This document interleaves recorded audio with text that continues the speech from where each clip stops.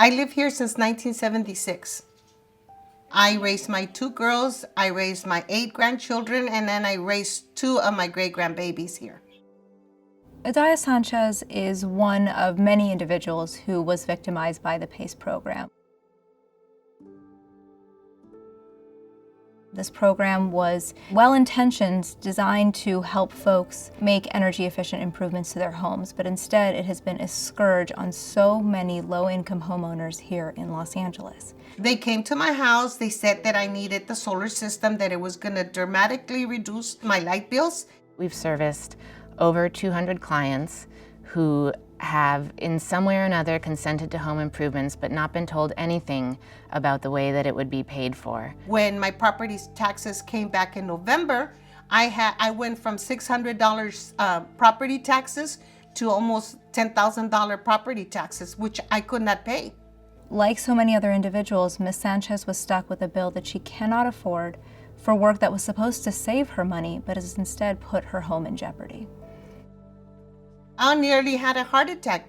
I couldn't sleep, I couldn't eat. I thought I was gonna lose it, and my kids were born here, my grandkids. What am I gonna do? Where was I gonna go?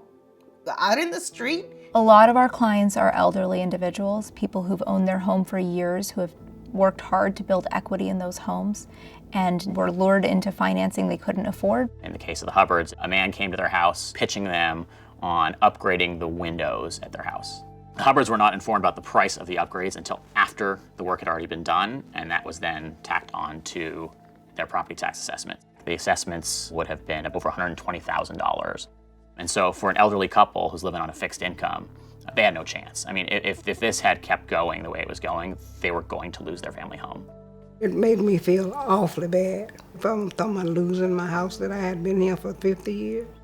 It's our belief that the PACE program right now is creating the biggest foreclosure crisis that we've seen in this office since 2008. It is insidious what's happening. I mean, the idea that human beings could take advantage of other human beings at this level and go to bed at night and hug their kids is rather extraordinary in and of itself. The biggest problem in our legal system is not that people don't have rights. It's that they don't have remedies. I contacted my neighbor. I didn't even have money for an attorney. So he said, call Public Counsel. They do all these kind of cases and maybe they can help you. And that's when I started calling them.